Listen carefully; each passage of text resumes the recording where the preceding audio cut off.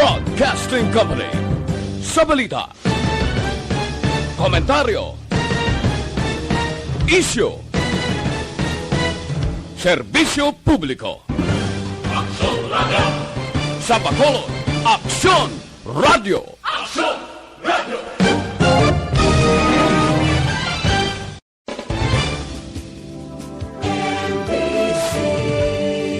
Manila Broadcasting Company. Sa balita, komentaryo, isyu, serbisyo publiko. Aksyon Radio! Sa Bacolod, Aksyon Radio! Aksyon Radio!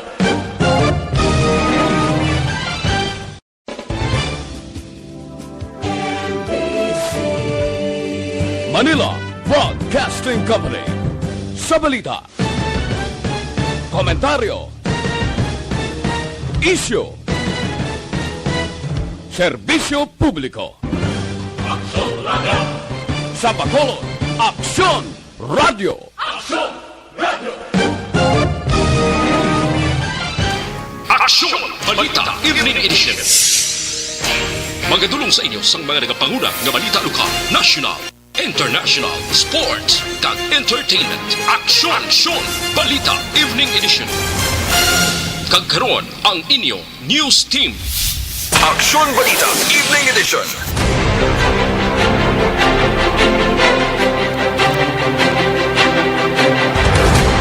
Mayong gabi syudad sa Bacolod, Western Visayas, kag Bugos nga Pilipinas. Welcome na sa pagpangalagad sa Aksyon Balita Evening Edition. Karon nga adlaw Webes, Desyembre 31, 2020. Ako ang inyong atag balita, Aksyon Dale Salazar. Aksyon Balita Evening Edition. Para sa mga headlines, una kita sa mga balita lokal. Pamilya relatos sa desidido nga magpasaka sa kaso sa nagsungka nga driver nga suspect sa hit and run. Councilor Novero nag-umpisa na sa pagpangita sang lugar nga himuon nga vaccination center sa syudad sa Bacolod. Sa balita national, Davao Mayor Sara Duterte nanguna sa posible kandidato sa pagka-presidente sa 2022 elections. Makabayan Block nagpalayag ang 8 napatay sa copies ang hindi NPA kundi mga IPs. Sa balita international, China naghatag sang conditional approval sa pag-usar sang Sinopharm vaccine. Sa sports balita, NBA nag-anunsyo nga wala sang bagong player nga nag-positibo sa COVID-19. Kag sa showbiz balita, Miriam Kiambao gin-anunsyo ang pagbusong sa edad nga 45. Aksyon Balita Evening Edition. Detalye sa mga balita lokal pagkatapos gid lamang sini. Do not just throw away questions and statements. Kasma ng aton sining Facebook page pagiya sa Aksyon Radio. Ladies and gentlemen, this is Aksyon Radio Bacolod. Aksyon Radio Bacolod #1.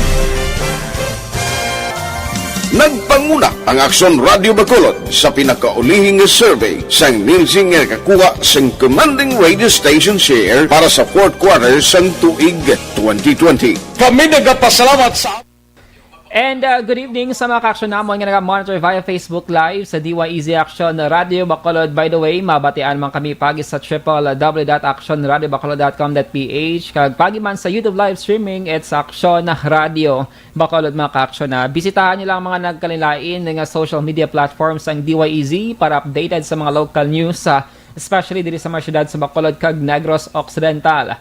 This time mga ka-aksyon nagapalamot ako sa inyo sa pagpanamyaw. Happy New Year dira sa inyo kag sa inyo si tag-sa ka mga pamilya. Pila na lang ka oras ang nabili na ato na sug-alawon ang year 2021. And this time, gina-invite ka mo nga mag-comment down sa inyo sininga greetings sa atong sininga Facebook Live.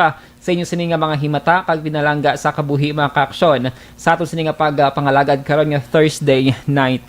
I-check nato ang comment section ang Facebook Live natin. Good evening lang kay Sir Bia Jonathan. Good evening Action Day. Happy New Year dira. Sa inyo Sir Bia Jonathan, madamo gid nga salamat sa pagtutok karon nga Thursday night. Good evening man kay Fredski Carlos. Mayong gabi sa tanan kag hashtag Happy New Year. Sige. Si Joyce Gingoba pa kanya. Hello po. Hi. Happy New Year dira sa inyo kasi mo sininga pamilya. Present naman si Sherilyn Oro Javier. Good evening, Action Dale. Happy New Year kag sa mga listener man. God bless. Madamo gid nga salamat. Si Mami Von Becerra nakatune in naman sa atong sining program. Ang gabi sa tanan, Happy New Year's Eve 2021.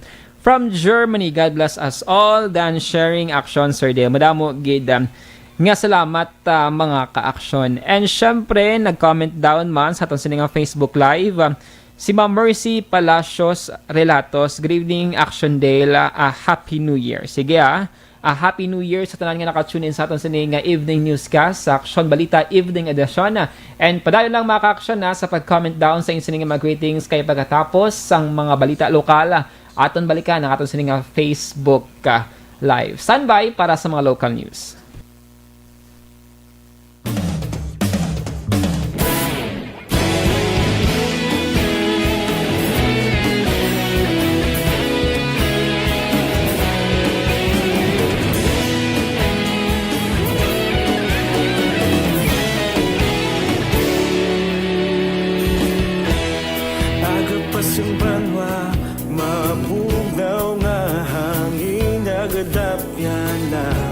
Ikaw nang ginapamatian namon ginasandigan.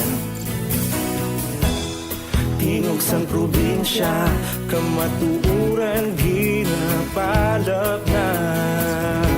Minsay nga may dala paglaom kag kasanag. Tinuig na nagligan, ikaw gihapon ang ako nga istasyon. Sa pagbudlak sang adlaw, sa pagtuhaw sang biton, mga balita nga dala inspirasyon. Aksyon radyo, bakolod man sa gihapon. Padayon Aksyon radyo, bakolod sa luto sa imo. Padayon Aksyon radyo, salamat sa pagserbisyo. Patas kag balanse, patuod na mensahe, wala sang ginagampingan. Padayon Aksyon radyo.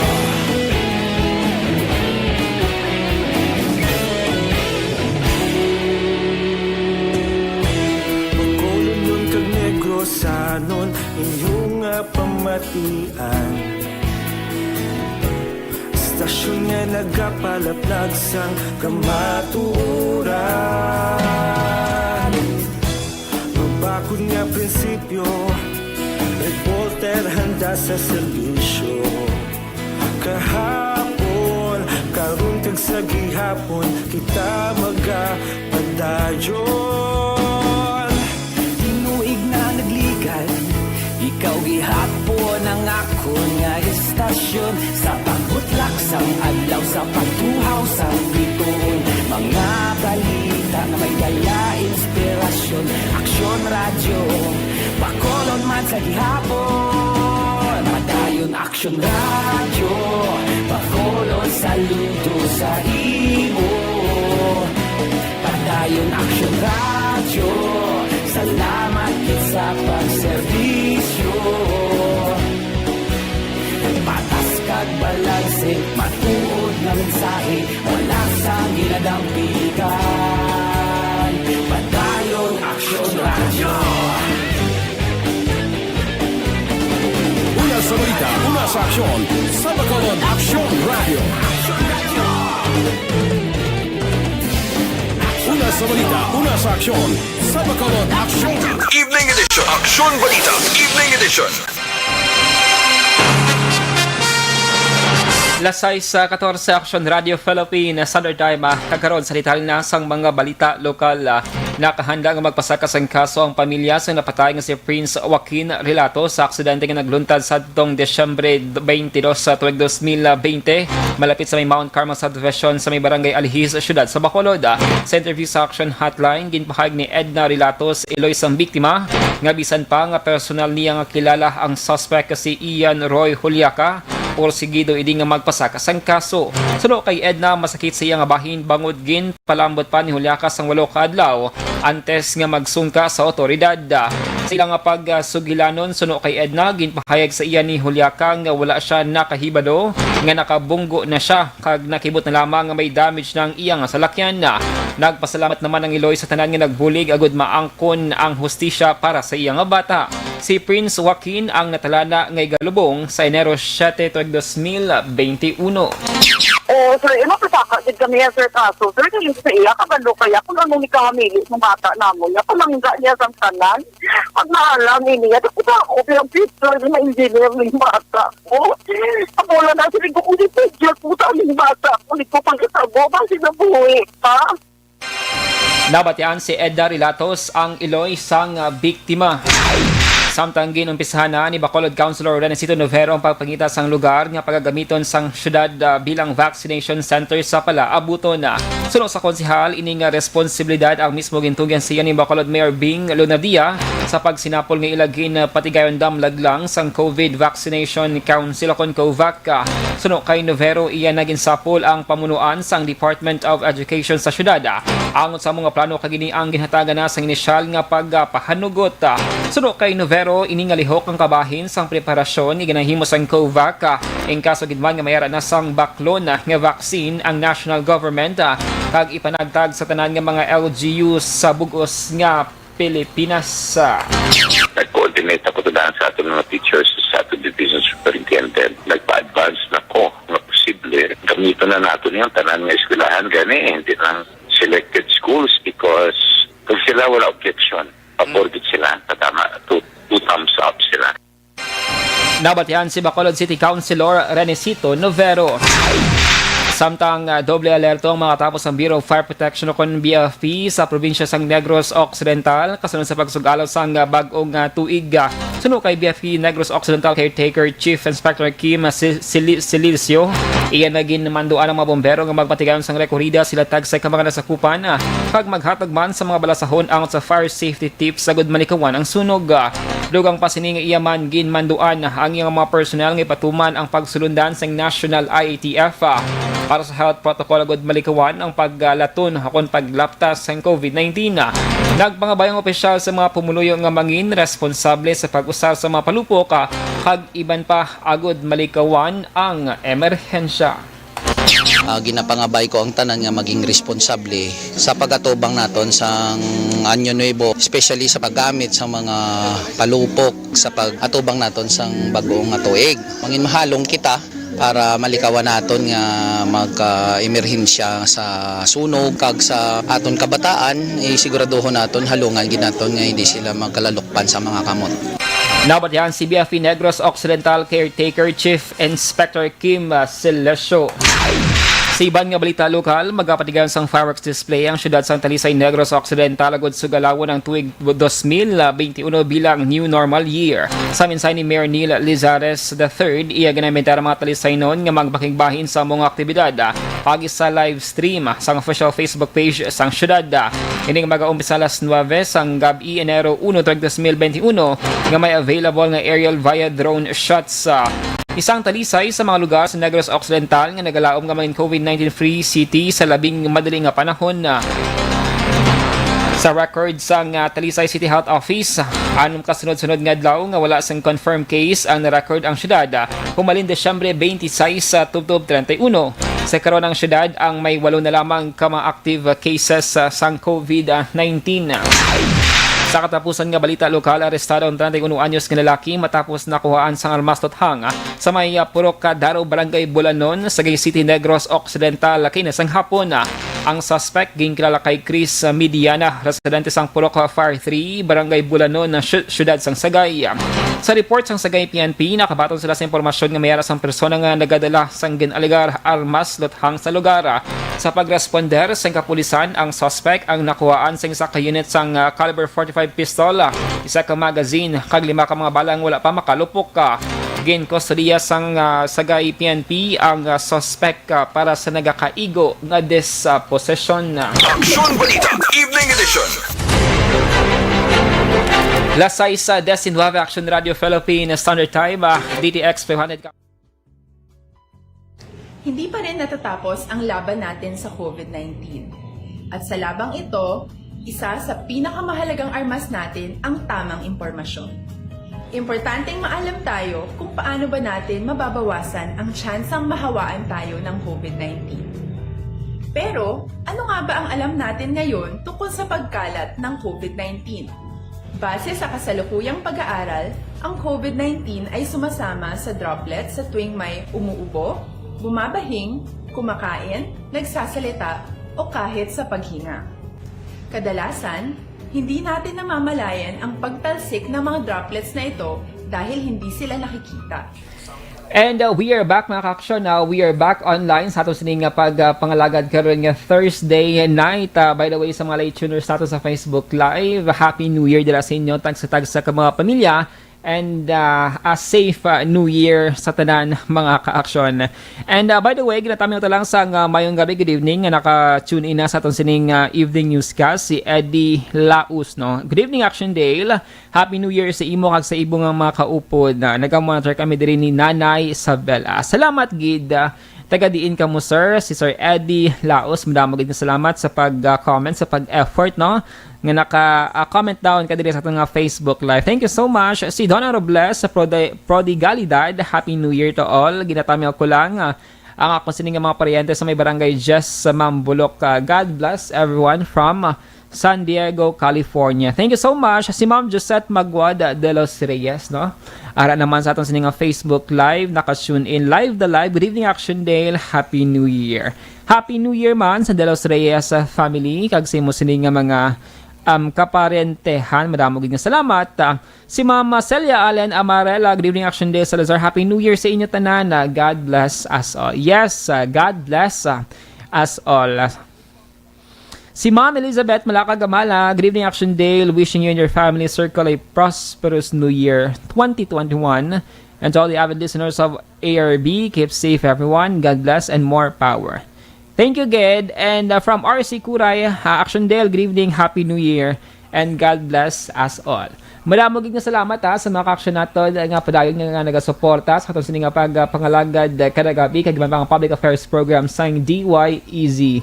Padayon lang sa pag-comment down sa inyong mga greetings kay magabalik kita after sang mga balita national. Standby mga ka-action para sa atong siningan national news.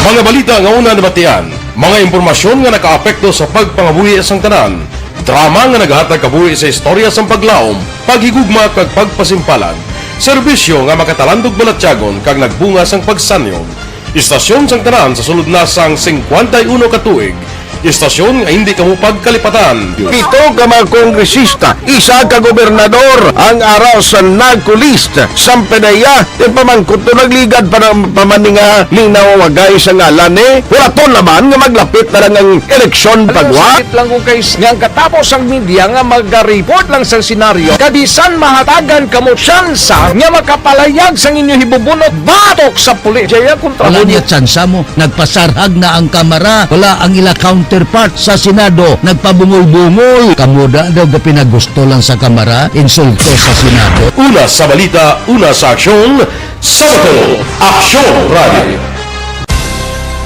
Today, DOA is confirming that a 38-year-old female Chinese patient under investigation, or PUI, is positive for the novel coronavirus 2019-nCoV. I issued an order to Executive Secretary Mijal Dia clearly laying down the responsibilities of each department in implementing the Bayanihan to Heal as One Act. Makabig nga pinakadako nga hangkat nga natubang sang pungsod Pilipinas ang COVID-19 pandemic.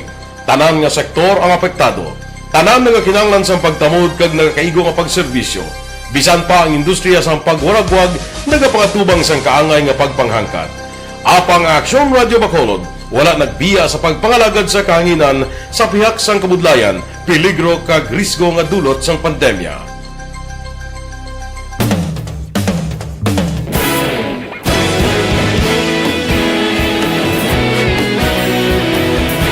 Sa sunod na sang 51 katuig, nasaksihan ang dedikasyon sa Aksyon Radio Bacolod sa pagdulong sa mga balita kag impormasyon para sa interes sang mga pumuluyo.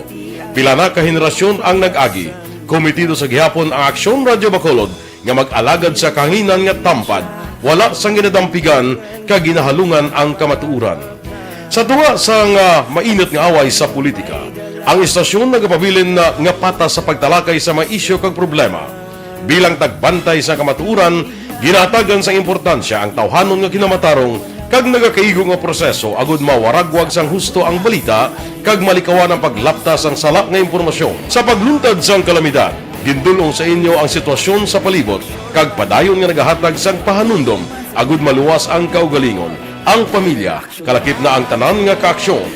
Sa tion sang kasubo, nanari-sari nga mga matahom nga drama ang nagalingaw sa inyo.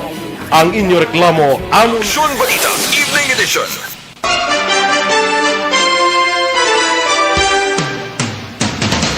Lasay sa 25 Action Radio Philippines Standard Time kagaron sa detalye na sang balita nasyonal. Maiwat ang baligaan na isang palupok sa Bocaue, Bulacan. Ginpahad sa mga nagabaliga sa lugar nga lubos nga naapektuhan ang baligaan na isang palupok bangod man sa COVID-19 pandemic kag ang mga pag-ulan kag ang mga bagyo sadto nga nag-igo sa Pilipinas. Ginalantaw man sa mga negosyante nga naapektuhan man ang ilang negosyo bangod man sa desisyon sa mga alkalde sa Metro Manila nga ginadilian o kon ginaban ang palupok sa ilang lugar para malimitahan ang pagtililipon o kon mass gathering kag malikawan ang paglaptas ang virus. Kalabanan sa mga nagabakal sa Bocaue, Bulacan ang gikan sa mga probinsya. Kalabanan sa mga ginabakal nga palupok among aerial displays, sparklers, fountain, quitis kag luces. Sa iban nga balita nasyonal, nagpanguna si Davao City Mayor Sara Duterte bilang number 1 nga posible kandidato sa pagka-presidente sa 2022 elections. Yan ang base man sa resulta sa pinakauli nga survey sang Pulse Asia. Nagapakita sa survey nga 26% sa mga respondents ang nagpili kay Duterte, sunod si aning Senador Ferdinand Bongbong Marcos kag Senator Grace Poe nga may parehas nga 14%. Si Manila Mayor Francisco Dumagoso naman ang may 12%, samtang si Senador Manny Pacquiao ang may 10%. Si Vice President Leni Robredo ang mayara lamang sang 8%. Sa pagka-Vice Presidente, nanguna naman si Mayor Isko, sunod si Sara Duterte, ikatatlo si Senate President Vicente Soto III, si Marcos, Pacquiao, Senador Bongo, kag Sorsogon Governor Francis Escudero. Ang survey ang may 2,400 ka mga adult respondents naging patigan sa Nobyembre 23 sa tuto Desyembre 2 karon nga tuig pagi sa face-to-face interview. Aksyon Balita Evening Edition. Lasay sa 27 Action Radio Philippines Standard Time, detalye sa balita international, sports ag entertainment pagkatapos gid lamang sini. Good morning! Nag-coffee ka na ba?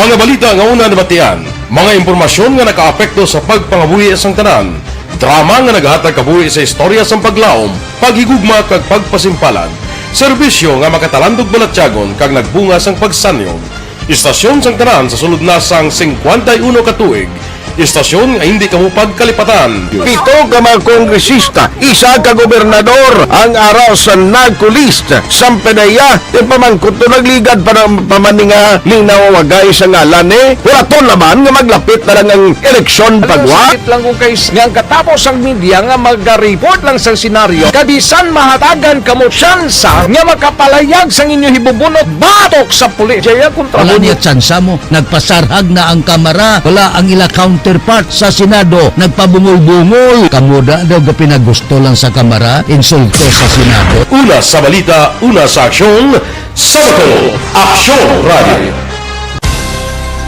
Today, DOA is confirming that a 38-year-old female Chinese patient under investigation, or PUI, is positive for the novel coronavirus 2019-nCoV. I issued an order to Executive Secretary Major Dia clearly laying down the responsibilities of each department in implementing the Bayanihan to Heal as One Act. Makabig nga pinakadako nga hangkat nga natubang sang pungsod Pilipinas ang COVID-19 pandemic.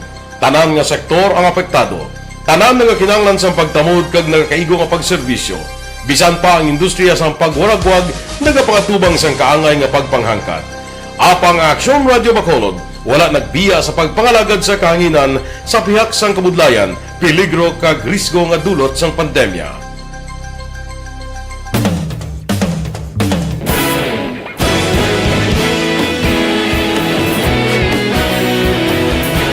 Sa sunod na sang 51 katuig, nasaksihan ang dedikasyon sa Aksyon Radio Bacolod sa pagdulong sa mga balita kag impormasyon para sa interes sang mga pumuluyo.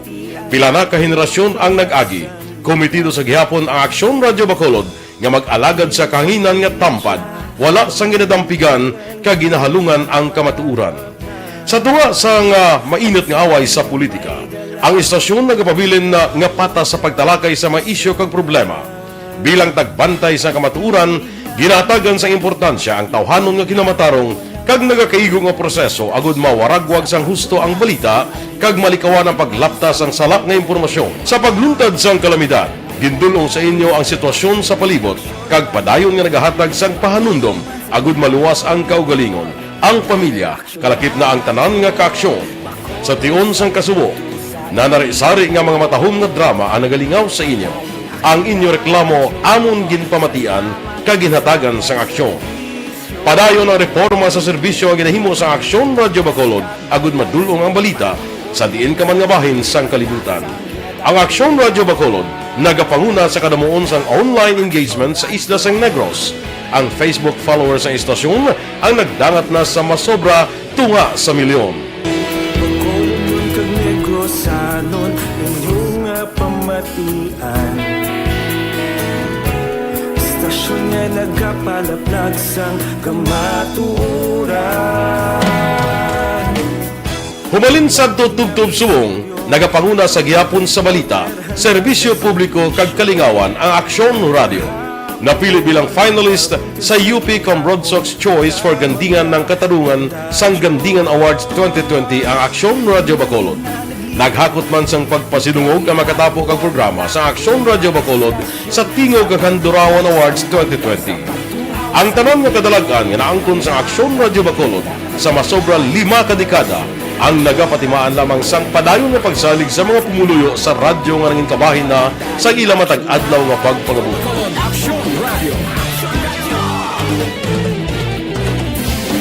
Una sa balita, una sa aksyon, sa Bacolod Aksyon Radio. Kaulog na ngay, saan ang mga kahintangan, responsable at pagbalita, kagaya nga Na morning, bilog nga dakpanwa sa Bacolod, bilog nga probinsya sang Negros Occidental. Action Hotline! Mayad-ayad nga aga sa liwat sa aton sining nga magkaaksyon nga nagamonitor na karon nga aga sa aton. Maayong udto Pilipinas, Aksyon Balita Banat Mulig. Mayong hapon naman sa itong mga palanggagamangitan palamati. Ay inyo naman kubos nga lagad si Tito Wilma, upod ninyo karong nga hapon sa pagpangalagad sa palatuntunan.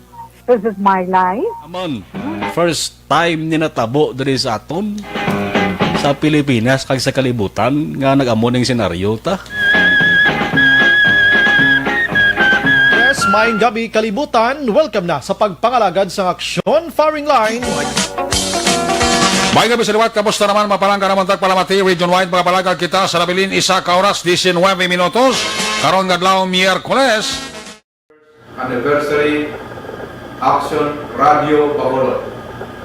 Isa po kayo sa haligi ng katotohanan para sa kapayapaan, hindi lang sa siyudad ng Bacolod, kundi pati sa lalawigan ng Negros Occidental. Mabuhay ang Aksyon Radio Bacolod. Balita Evening Edition. Aksyon Balita Evening Edition. Kagkaroon sa detalye na sang balita international, ginatagan sang China sang conditional approval ang pag-usar sang general public sang COVID-19 vaccine nga gina-develop sang state-owned drug maker nga Sinopharm. Sa media briefing sang National Medical Products Administration sang China, ang ginaprobahan nga vaccine nga gina-develop sang Sinopharm ang nalakip sa pila ka mga Chinese coronavirus vaccine sa nagkalilain nga stage sang trials. Ang China ang pwedeng nang makahatag sang conditional approval para sa bakuna pisar Ganatala na palang makakompleto ang clinical trials kunang bakuna ang lubos nga kinahanglanon. Ang Sinopharm ang unang na report nga may 79.34% nga epektibo nga makangkon ang tao sang virus or malikawan ng virus base man sa interim data. Ang United Arab Emirates o UAE ang unang pungsod nga nag-usara sang Sinopharm vaccine. Aksyon Balita Evening Edition.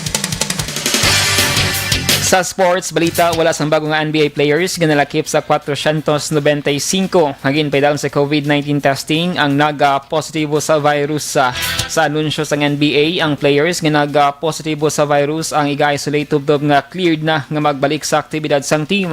Tinalikdan nga si Mana, duha ka mga NBA players ang nag-positibo sa virus sa 558 nga ginapaidalom sa COVID testing. Tinalikdan nga Merkules, wala na dayon ang hampang sang Houston Rockets batok sa Oklahoma City Thunder bangod man sa kakulang sa players.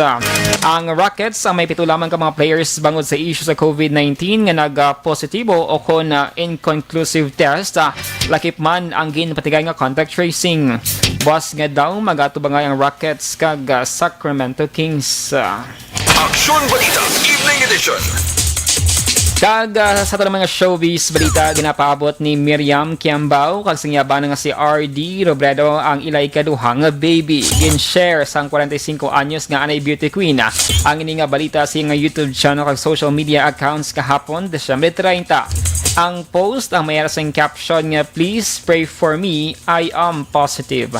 Una nga ginasorpresa ni Miriam ang publiko sang ini ang nagbusong sa una sining baby sa tion o kon sa edad nga 43. Aksyon Balita Evening Edition.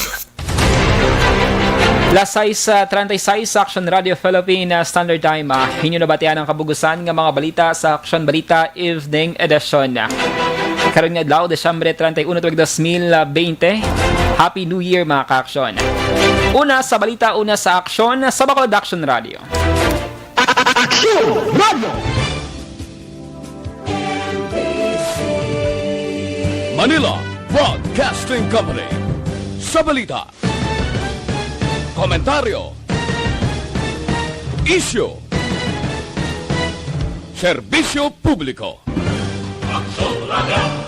Sa Bacolod, Aksyon Radio. Aksyon Radio.